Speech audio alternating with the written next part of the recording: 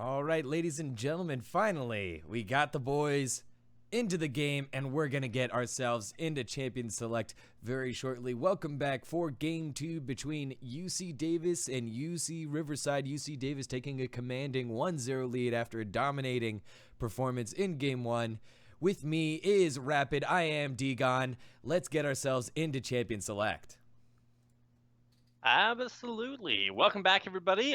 Game number 2, we are having the Zach band. So we're talking about Zach in Game 1, the player, not Zach the champion, but just kind of focusing the jungle presence there with an Olaf as well. He's definitely a top most popular jungler, Hecarim as well. So taking both of those out of the champion pool. A trio of jungle bands there for UC Davis. Yeah, and again, good top tier. I would say some of the top tier, but still leaving other top tier junglers up. Nidalee is still up. You know, a Riverside that you saw Zach kind of zipping all over the place is up. So we'll get to see if that's where the priority is. Basically, same bands across.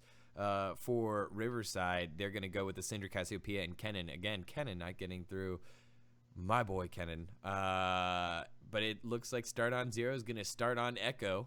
Once again, he has it hovered, played very, very well on him, held on in the laning phase, and outplayed a couple of ganks, and then once the gates ran open, Echo was just running wild all over the place. Certainly very, very true. Not a champion you really want to just give away very much, but it looks like we could see either that Echo or Orianna. I want to say Orianna was maybe a little bit more effective in like the team sense, but that 1v1 Echo versus Poppy just did not look good. So now we get a chance to see Taehyun Kim have his take on Echo. He is hovering that over and might just lock it in. Also need to see which jungler is going to be picked now that we have had quite a few banned out. However, still those top tier picks of like Elise and Elise, Lee Sin, Rek'Sai, all still available. So even though we have seen some limitation there on the jungle champion pool, it's not really been that impactful. No, not really. And does look like the Rek'Sai will be hovered. I get excited every time they hover him, and I'm like, all right, finally, make your decision, kids. And they're gonna go ahead and wait and take forever to go ahead and put it in. But Killer Bean got really taken advantage of last game. We touched on it earlier. The mid jungle synergy was definitely on point for Killer Bean and Ecstasy, but on point as in they were going in together and dying together. Yeah, I mean, you gotta have that synergy, right? You know, a team that only follows calls that they all have time to talk about is like is gonna be a little delayed. So a good call that no one follows is worse than a bad call that everyone follows. So you just got to go in sometimes. Absolutely. So with that, it does look like we will have the Rek'Sai Echo locked in. Oceanic Phoenix offering a Shyvana. So Shyvana has been making a little bit of a resurgence in the jungle, but again, just a farming jungler. You kind of get hammered early on in the game if the team can play aggressive and play around you, and definitely a Rek'Sai player can get in the jungle of a Shyvana and really mess up all the farming timings of the Shyvana, and Shyvana would need support from the rest of the team to do anything about it. Well, yeah, Shyvana is actually just like not a champion that you see very often. Not necessarily like bad, but not on the she's just gonna get destroyed by something like, well, I guess Elise, she would clear out the spiderlings maybe a little bit better, but especially things like that Olaf Hecarim would have their way with her. Nunu's the big pick that I'm not seeing. He did get hit with a little bit of a nerf, but he is still actually just so good. The way that they reworked his passives from eating different camps is just not very easy to deal with. You get so tanky. But yeah, there's the Shyvana locked in, and keep in mind this could be a top lane Shyvana. But yeah. Having not seen the champion in general in so long, it's gonna be a little interesting. Yeah, interesting indeed. We'll get to see where this one goes. A little bit of a flex play here, but I think it's I don't know. We'll see. I think it's safe to assume it's a Shyvana jungle. Ecstasy now trying to. Oh, maybe it's Ecstasy on the Echo, and then a Fiora heading to the top lane for Taehyun Kim. Taehyun Kim, he played the Poppy, tried to be the good team player, the good soldier for his team, but never had an opportunity to do anything because everything snowballed in the middle and jungle, and he just kind of got pushed in like a poppy would that isn't very fed, and that's exactly what happened. So now he'll be the aggressor using the Grand Duelist Fiora, picking her out, and an interesting pick in the top lane coming out. An aggressive playmaking champion here with a high mechanical skill cap. Yeah, so I'm not sure why you picked the Fiora right now. You kind of want to save that towards last because that's your big surprise. It's like everybody thinks that the Echo's going top lane, but it's actually the Fiora. So you want to kind of pull that bait and switch after you've forced your opponents to commit to a top laner or a jungler. But now you can just pick that top lane, whatever top lane you need to go up against Fiora. Could be a Malphite, another champion I have just actually not seen in so long. I remember when, Wicked's Trinity Force Malphite was busting up the top lane and nobody could deal with it, but those were many moons ago, Degon. Many moons indeed, and Wicked wrote a whole article on his thought process towards top lane, which was, it's only about outplaying the other top laner. Take away the jungler from the equation, and I'm just going to beat you straight up in mechanics and decision making. And like you said, I read that article a very, very long time ago, and Wicked's career has kind of ended a very long time ago. I think, he was still doing Challenger. He was, what team was he with? He was with one of the teams recently in the Challenger series, tried to work their way up and wasn't able to make it in, but unfortunately wasn't able to make it in and make it back like this Malphite pick in the top lane. Yeah, if I'm not mistaken, he actually moved over to, I think, Turkey. He was on a Dark bunch Passage? No, he's on, I think, Crew Esports Club. It's a Turkish team there. It was actually really good, but yeah, did not quite work out. I mean, he's super good in Turkey. Let's just put it that way. Either way, that is that's going to do it for our champion picks and bans here. Some interesting kind of throwbacks there with the Shyvana Malphite coming out of our friends at UC Davis. Not necessarily sure I would have expected those, but certainly it is going to be a very, very hard engaged kind of style. And also another thing is kind of a surprise to see the Echo mid coming back again. I haven't seen that one in many moons either. Yeah, Echo mid coming out for Ecstasy again.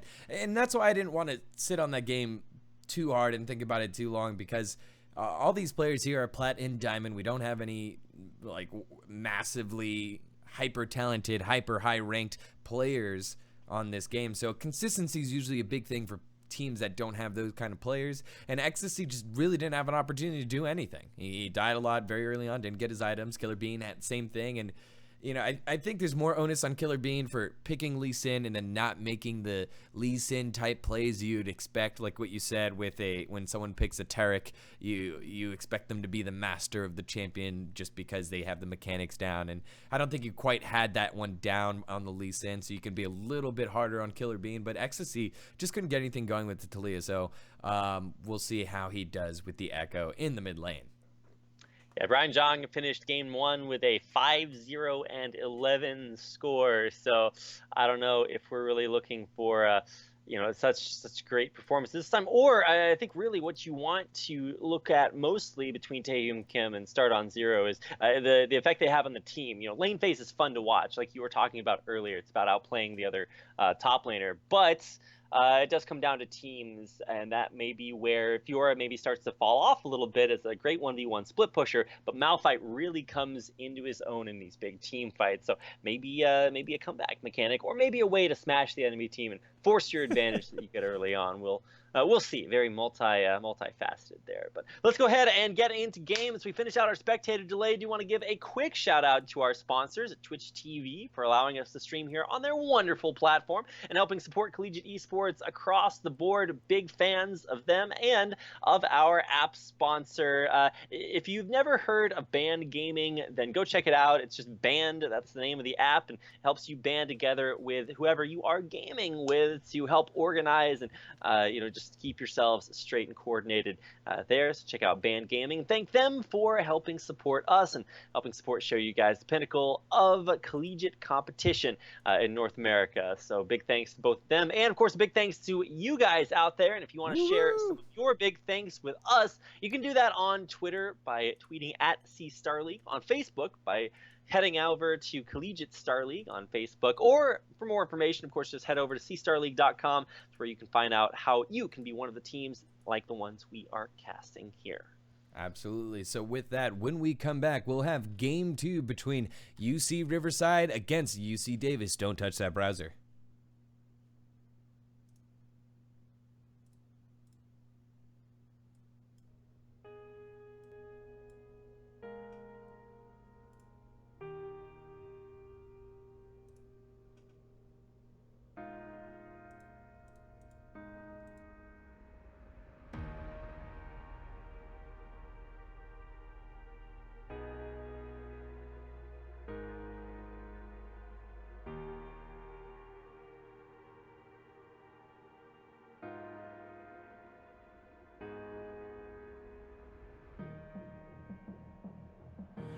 As the sun steps down and escapes the day, we'll calmly walk away from the fray. When structure falls and all else fails, we will build it once again.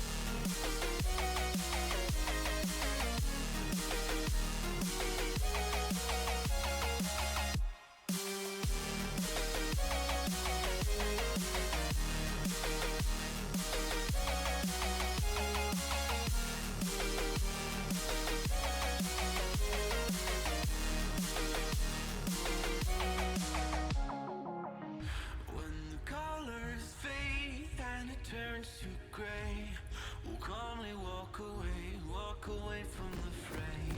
When structure falls and all else fails, we will build it once again. We can climb higher than before. All right, ladies and gentlemen, welcome back to Game 2 of the College Star League's Week 4 featured matchup between the two Californian schools. It's California Riverside against UC Davis. UC Davis taking a disgusting Game 1.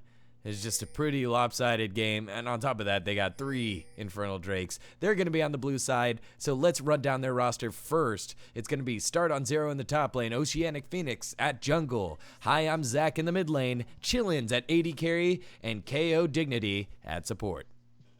That is very true. Lived up to his name in game number 1. Their opponents who need to make a comeback in this best of 3 that we're broadcasting for you guys today. It's going to be Taehyun Kim on now Fiora. Look for a little bit more prowess in that 1v1. Killer Bean in the jungle on Rek'Sai. Ecstasy on Echo mid. Javi the G on Caitlyn. And, of course, Richie Rich there once again on his signature Taric. Yep, signature Taric indeed. Man, I don't know. I think you could go ahead and go for the Dazzle Yordle Snap Trap and get a nice little burst of damage there, but I think there's other champions that could be up, and I need to see more. I need to see more, Richie. Let's see him make some plays with the big burly man in pink. Right, he's pink in this one, so yeah. But junglers starting on the same side of the map, unlike how they did in Game 1. So we'll get to see if they're going to lead to an early gank. Both junglers last time as well decided to clear the whole camp, clear the whole jungle, then recall, and then look for ganks. So with Killer Bean now in control of Rek'Sai, we'll see if he decides to do that or if he decides to help out teammates earlier. Yeah, that is one of the things that you have to watch out for is the jungle routes and how to check them out. For Shyvana, always kind of been known as just like the queen of farming up the jungle. You just stay in the jungle, you kill everything, you kill it faster. You can already see how much further ahead she is than Killer Bean, already all over to the other side of the jungle. The red buff though is something that's going to make this route pretty interesting to talk about, because usually you'll see junglers do their buffs early on. You can see the blue buff on Killer Bean right now, but not so for Oceanic Phoenix. What she is doing is actually clearing out all of the small camps and then going back for then maybe recalling and coming back for the big ones, or taking the big ones and then recalling, just to keep the buffs up a little bit longer. So a really interesting strategy there, and yeah, leaving up both big camps early on. Yeah, very interesting. Maybe the red buff to help chase down someone if he intends on ganking early on, which I don't understand why you would do that if you're a Shyvana. But I feel like Shyvana would have difficulty trying to get into a lane with a gank without a lot of assistance, which you do have a decent amount of CC in the bottom side of the map with the Braum and the concussive blows and the deadly flourish coming out of Jhin, so that might help. But interesting pathing here, and as you can see, we're taking a look at Killer Bean, who's very low, and he might be a Killer Bean. Ooh, that's really going to hurt, especially against a Shyvana.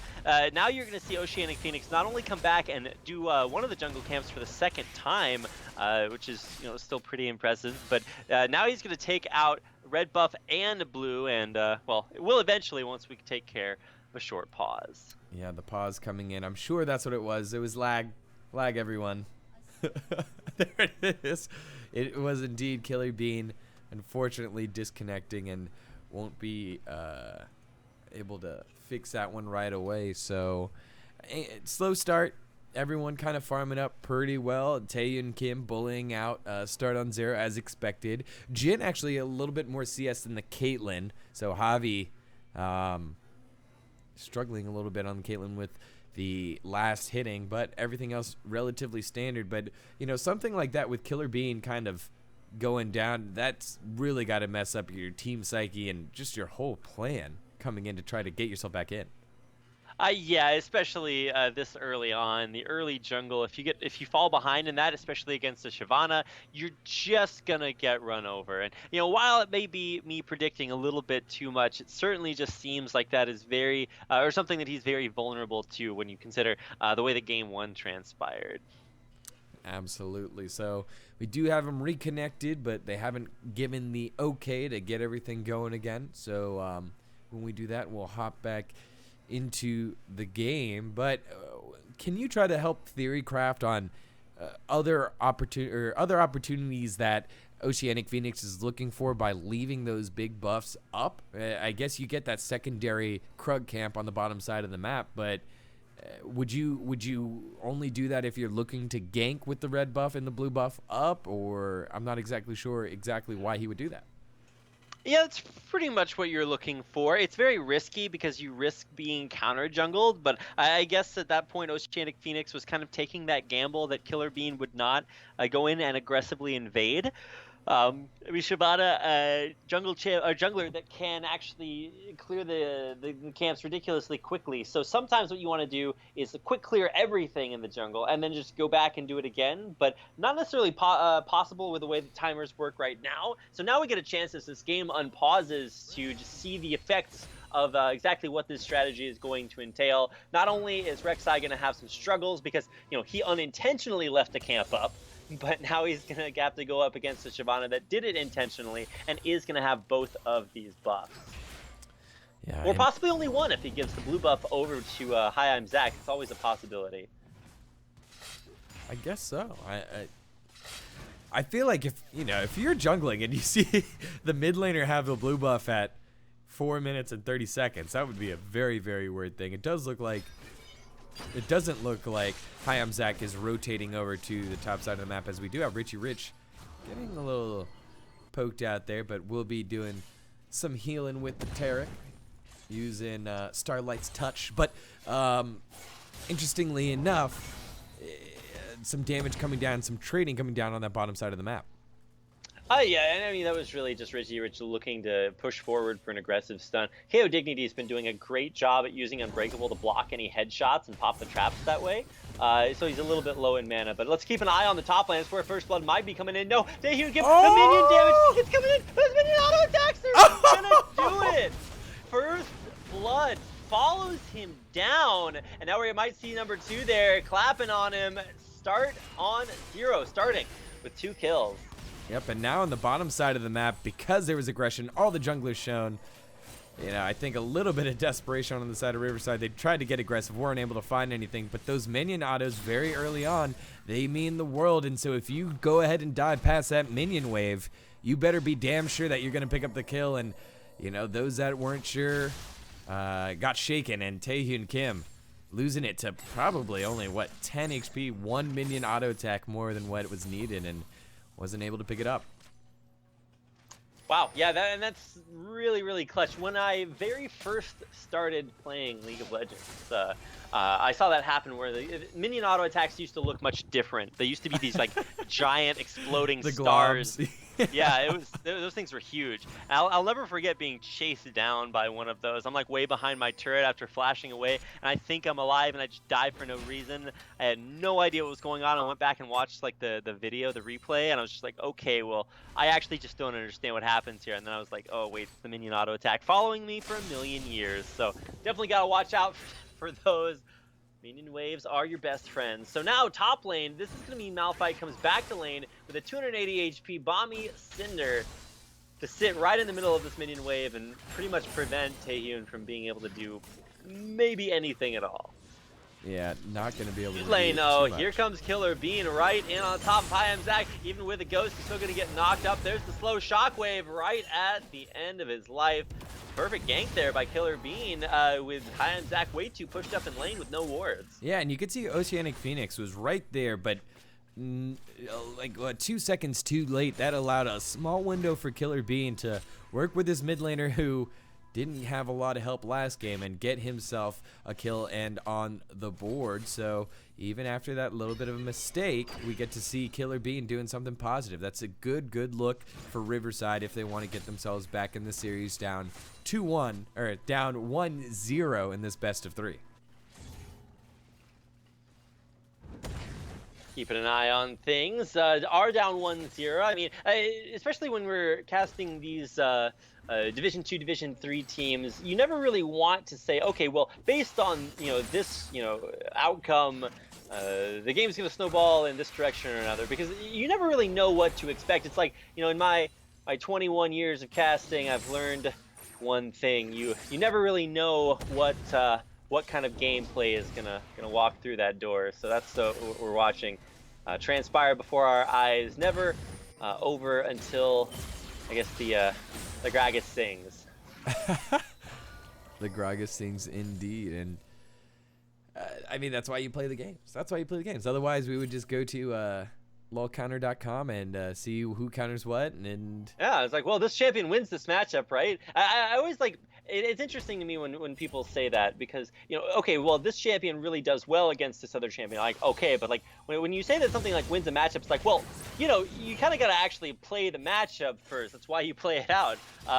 But either way, I understand that's under ideal conditions. But we just saw a smite steal there by Oceanic Phoenix, able to grab that blue buff away and prevent either Ecstasy or Killer Bean having it. So that's already a really big victory there. But hi, I'm Zach. Now might be in a little bit of trouble there. Ecstasy running all up on him, but not going in to close the kill. yeah, he didn't have vision on Davis's side of the map, and so side of the river, so he decided to go ahead and pull off. He got a nice chunk down on Hayam Zach. Does have support with Killer Bean. Killer Bean you can see waiting on the wing, but he's actually waiting on top of a ward, fortunately for him, and so he'll just scatter on away, and that's going to allow Oceanic Phoenix to continue farming. He's looking for an angle, but again, he's not sure that he's on, or that there's a ward in the river bush. It just faded, so if he was looking for something, he could have gotten it. Besides against it, gonna rotate down to the bottom side of the map and pick up the CS as Chillins decided to recall, spend his gold, get himself the Serrated Dirk and the Caulfield's Warhammer on his way to the Yomu's Ghostblade. Standard stuff if you are a Jhin player, but while that recall happened, it allowed Oceanic Phoenix to take a little bit of farm under the tower and continue getting bigger. Keeping an eye on things as the difference increases. It's still only about 1,000 gold, a much more even situation than we saw in game number 1, and that does mean that we'll get a chance to see a little bit more of the game plan from both teams. They are on at least a somewhat even footing. Taehyun and Kim actually doing a pretty good job, and now top lane actually going to go for the grand duel there, forcing the Malphite ulting out there. A little bit of slow there at the longest range, but not going to be able to follow up on anything off of that riposte. Nope, nothing going there, but ultimate down, so solid stuff by Taehyun Kim. We talked about it last game. He played the Poppy, kind of had to let himself get bodied there, so solid stuff from him. Something else to look at, huge mid-lane CS discrepancy, as actually we're going to take a pause from that because we do have an engagement coming down. The Cosmic Radiance is going down. Ecstasy on top of Chillin. Chillin has nowhere to go. He's hugging the tower. He does go down, and now look at the tower aggro. It's on Richie Rich. Tarek doing his job, tanking it up. Now Javi gets the ace in the hole, but it's the kill going on over to Echo, and Ecstasy getting big. Echoes to see, yeah, man, that looked beautifully executed. Echo executed. I can do this all day, man. It's not not looking good for the bottom lane, as that will be the first turret going down, and this time it will be UC Davis that gets that first blood turret gold. Yeah, not looking good for Echo puns either. And teleport being used, so is that Ecstasy? Oh, yep, Ecstasy not gonna recall first, so he's gonna make sure he picks up that wave and then recall, maybe. No, he's just going to go ahead and hang around in the mid lane and just continue farming up. So solid stuff from him. Even though he's down a solid amount of CS, I'm Zach doing a very good job of bullying the Echo's short range and preventing Ecstasy from getting farm through CS. So he roams down bottom lane, picks up 2 kills. Thank you very much. I'll cash that in later. All right, well, I mean, cashing in, whether it's now or later, seems to be the primary interest of everybody here. You see Riverside, you know, they've got some things going for them at the current juncture, mostly in the mid lane, but even when you consider those 2 kills on Echo, I'm Zach is up like 20 CS, so still gotta watch out for that coming in for the dive there underneath the turret. Nice shockwave will hit, but the knockup still gonna go in. Shyvana. Here comes Oceanic Phoenix jumping over the wall there. I'm Zach just desperately trying to get away. Those turret shots coming through. It's KO Dignity to finalize that kill, canceling that ace in the hole at the end of everything. And here comes the curtain call. 1 shot, 2 shot, 3 shots, and 4 in there for the crit Chillin with the kill. The long range stun does not land for Tarek, and well, I guess it does backwards, but not going to be able to. Oh, wow, he actually does escape. Congratulations there. I'm gonna get locked up there at the very end. The Deadly Flourish gonna kill him down there eventually at the end. It's gonna result in a very, very nice whisper at the end. Yeah, Deadly Flourish, giving him the slightest touch, just like he was kissed from a rose, getting snared up there, and almost a nice escape from Taehyun Kim. Not able to do it, and you know, the aggressive play, I like the call. Let's push our lead, but biting off a little more than what they can chew was Riverside, and Davis punishes them hard, hard, hard.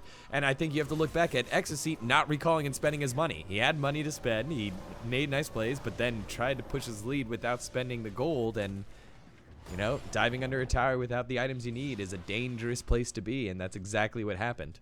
Hi, I'm Zach with a nice 2-man shockwave, almost got himself killed, but it was enough to deter Riverside from a clear call, and that led to them being split up. Curtain call coming in, Chillin's hitting all 4, getting 100% A+ on his shooting accuracy. Yeah, definitely looked good there. Really using Jhin the way it was meant to be. Like, you're not the AD carry that gets up there close and personal. You're the one that like stands back and sets up. It's like you're a supportive AD carry, but you're still putting out a lot of damage. So using those 4 slows and even cashing in on a kill, Chillins really showing his AD carry mastery over the course of both game 1 and this one. Absolutely. So after a brief stint in the lead, Riverside finds themselves in a 2,000 gold deficit here at 15 minutes. But so far, better than how they started the last game. Nice rotations out of Killer Bean and Ecstasy with a very, very solid dive on the bottom side of the map. Richie Rich showing us how Tarek was supposed to be played. So these are all good signs. But Davis now in the driver's seat. We've seen that, unlike most teams in this range, they're able to go ahead and close out the game methodically. So we'll get to keep an eye on that as the game progresses here 15 minutes in.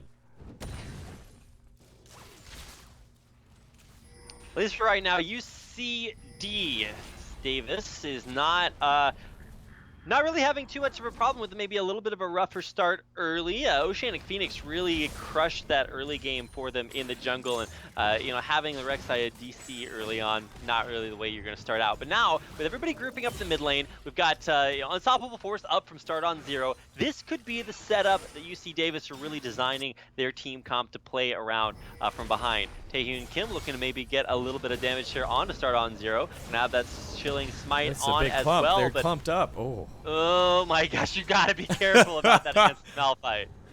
Yeah, they all started funneling in, and I know the rest of the team wasn't super close, but Start on 0 had a nice 4 to 5 man unstoppable force there, but it's not going to be.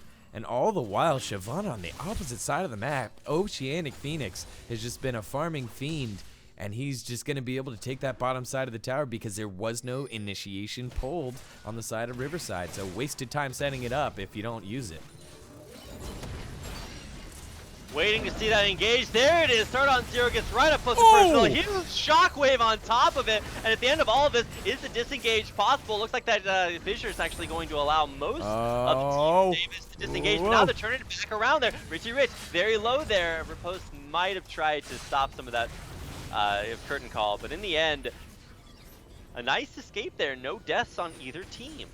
Yeah, but Oceanic Phoenix takes 2 towers before anyone is able to go ahead and rotate over it. Finally, it's Taehyun Kim heading on over to the top side of the map, or the bottom side of the map to answer it, but 2 towers gone very early on, and that's gold in the pockets of UC Davis as they not only get that early lead through the first blood, they got the first blood kill with the minions barely taking it, and then the big team fight now, even though there were no deaths, they're able to go ahead and take the objectives, and that's the sign of a great team. What is it going to cost you to go ahead and even try to set up a team fight against us? It's going to cost you 2 towers, and by the way, we're not even going to give you that fight.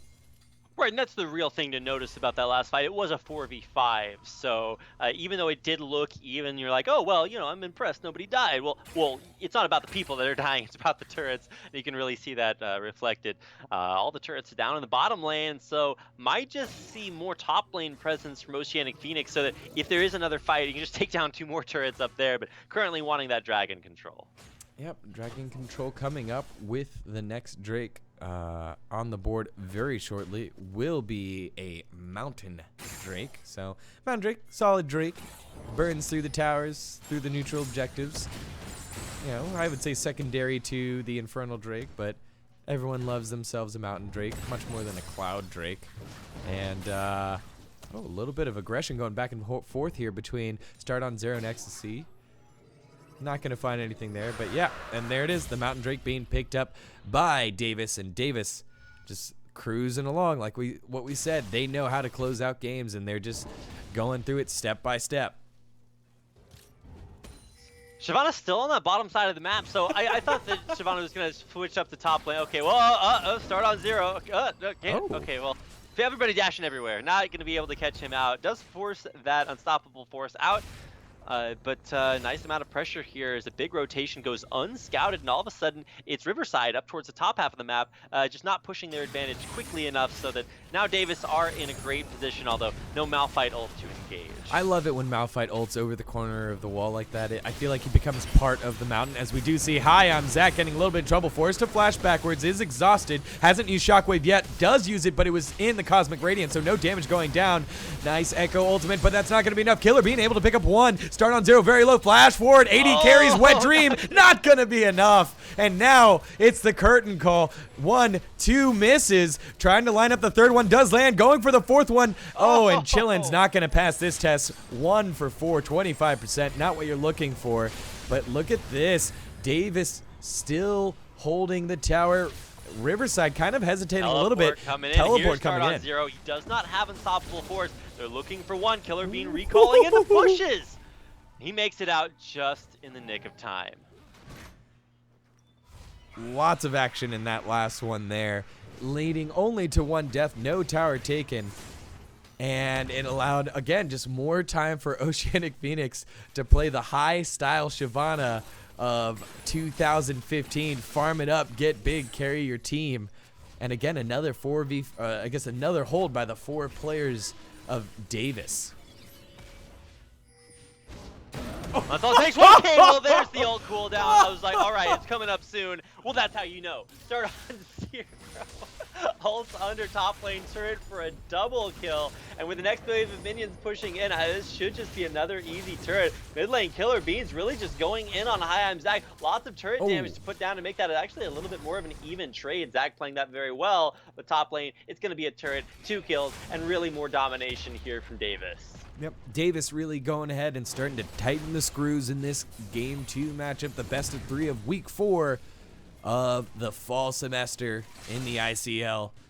Davis 3-0, Riverside 2-1 in the West Group A, West Division 1 group of our fall semester. These are the Division 2 and Division 3 teams. The Division 1 teams will be starting up here, most of them in the spring semester. So good tune-up for all these players and a platform for them to go ahead and find a competitive realm for them to practice for the spring season coming up here. And Davis looking like a very solid team, even though their individual skill might not reflect it in their rank.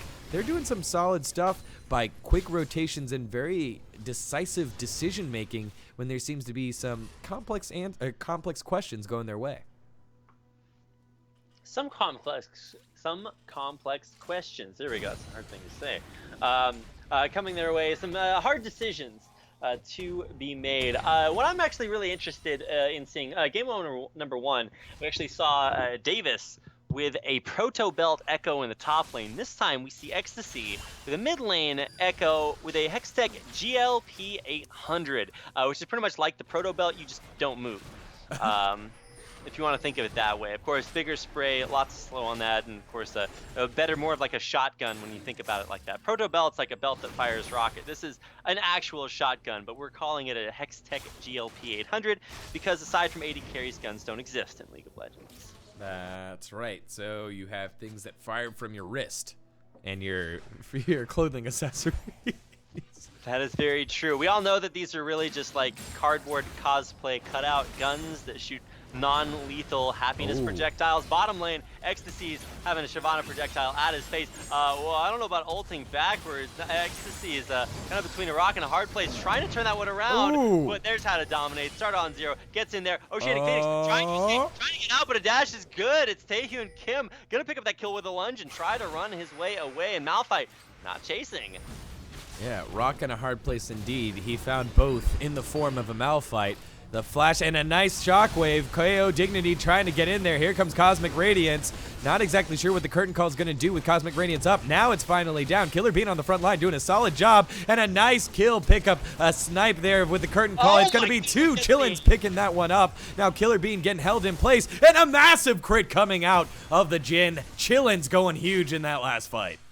Oh my god. Okay, this is kind of a Jhin clinic or a Jhinnic? I know. Jhinnic? Either way, all right, I was with you. Really strong performance, 4-1 and 4. He doesn't even have his Dust Blade yet, but their turnaround potential, I don't know. You got to give Ecstasy some credit for at least pushing Davis off of that turret, not giving up an inhibitor for free. But man, wombo combos like that gonna look a little bit more difficult if you want to put yourself in a position to win this game.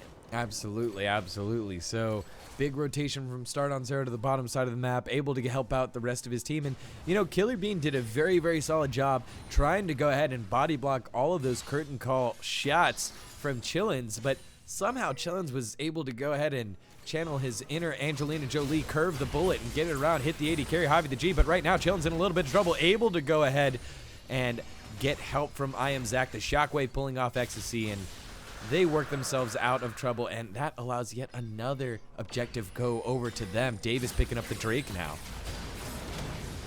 Oh my god, there's another shutdown. Ecstasy coming in there and doing his team proud. They're getting in there. Nice 2-man stun off the parallel convergence. That's going to last for a really long time. Oceanic Phoenix, though, dashing back in. Javi the G, though, taking out KO Dignity, and all of a sudden, Davis on the run.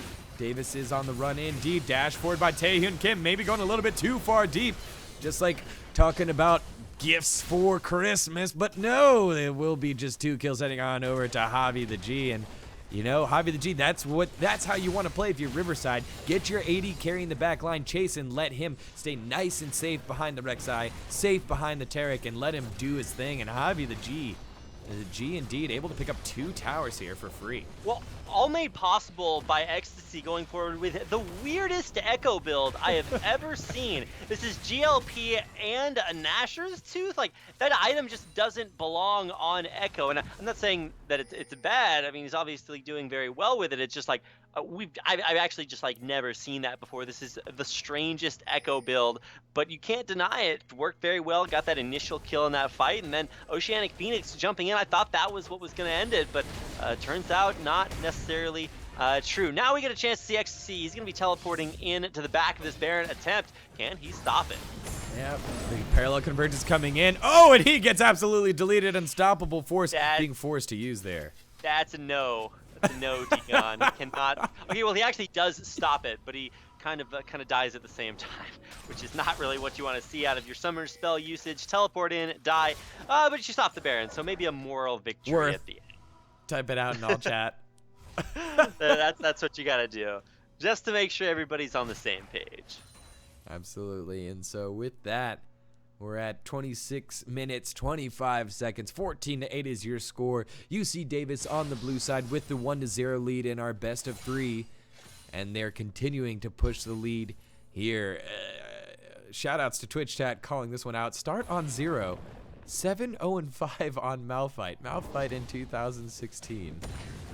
What is this world? I mean, I'm living in it. It's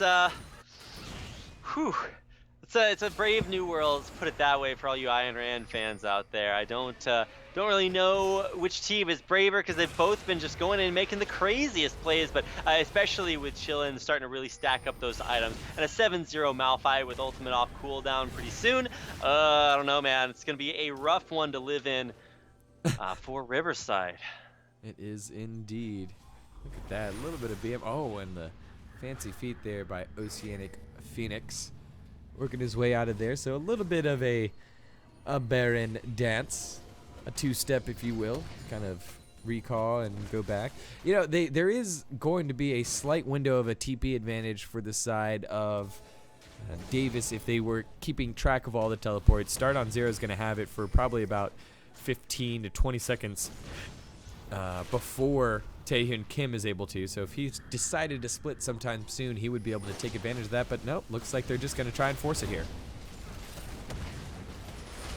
Here we go, starting it up, Baron down to half HP, and here comes Riverside. Ecstasy getting in there, getting a nice stun, gets the shield there off the parallel convergence, but doesn't have a whole lot of ways to get out of there. Actually dies without even using his ultimate. Diving to the back line there onto Javi the G, who's going to be forced to flash backwards. Oceanic Phoenix dashing in, but right over the wall there. Javi the G with great positioning, but still gets killed there by the flash over the wall there from Start on 0. Gets the double kill, going for more. There's the captive audience right on top of everything. The deadly flourish as well, and this could be actually a turnaround. Taehyun Kim and Killer Bean, very, very strong here, having to dash back over, saves the flash there. Everybody so low, but can Taehyun Kim and Killer Bean capitalize? And it looks like the answer is no.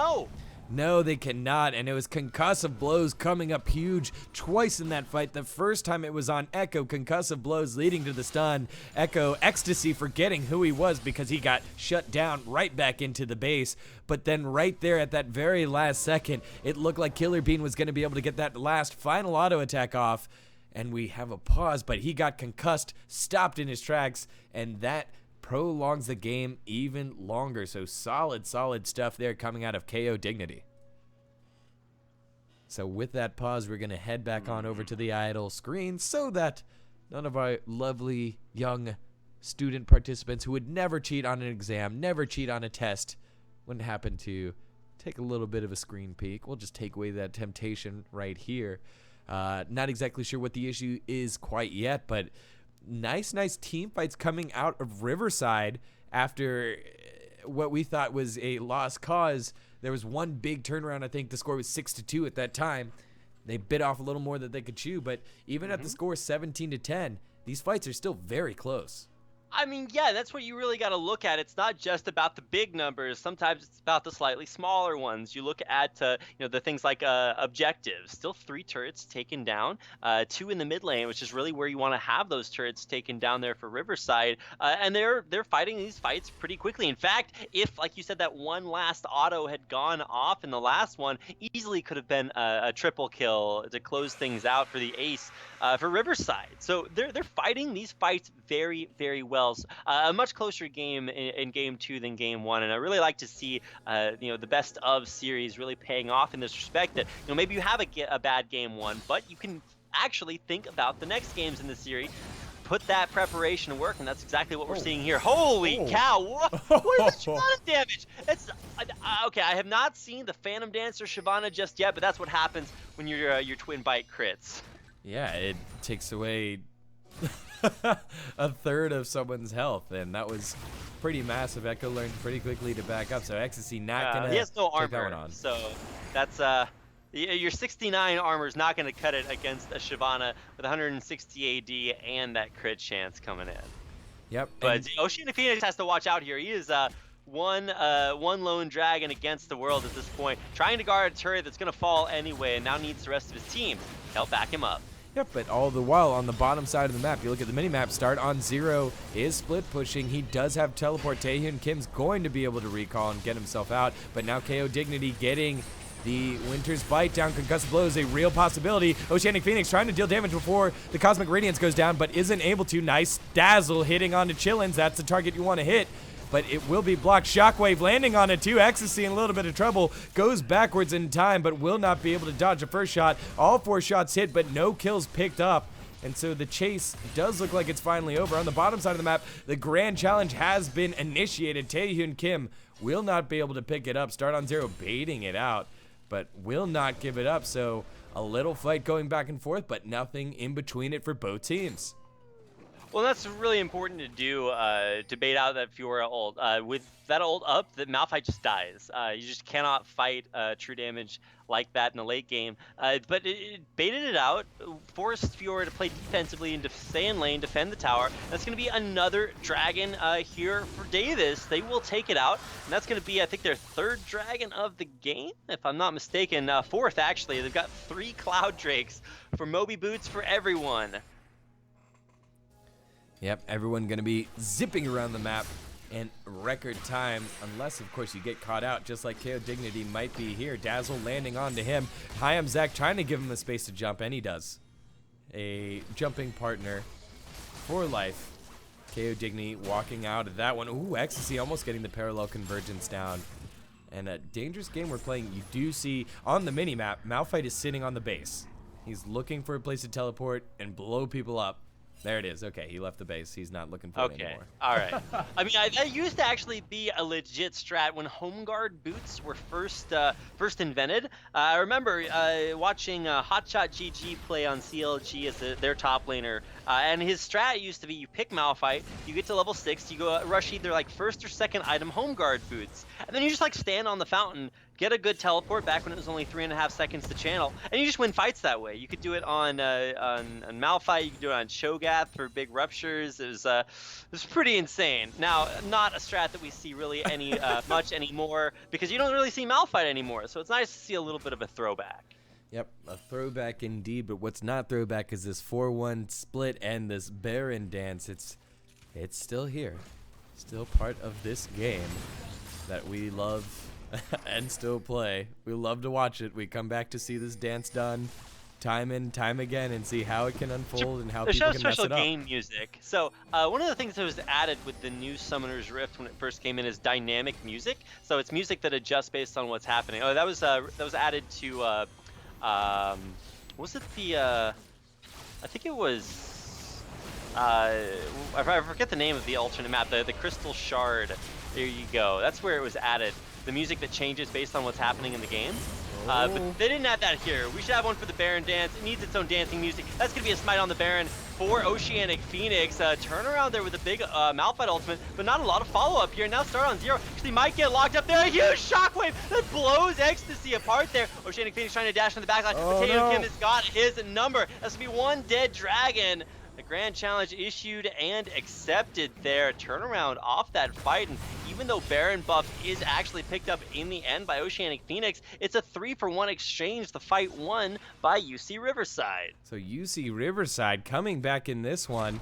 So Baron buff on the side of Zach and start on 0, but the damage now coming out, that true damage you were talking about, Fiora doing work and kind of dispatching the tank. We thought that the Malphite would be a solid counter here, but instead the tank buster coming out in the form of Fiora, and Javi the G still untouched in these team fights, and he's able to just do the work that he's been allotted. 270 CS, got himself an early, I think it's early, Lord Dominic's, and so kind of busting through that tanky front line here, and here comes the unstoppable force. Richie Rich going down, and now look at this Ecstasy coming over the wall, in a little bit of trouble, forced to use his ultimate to get himself out of trouble.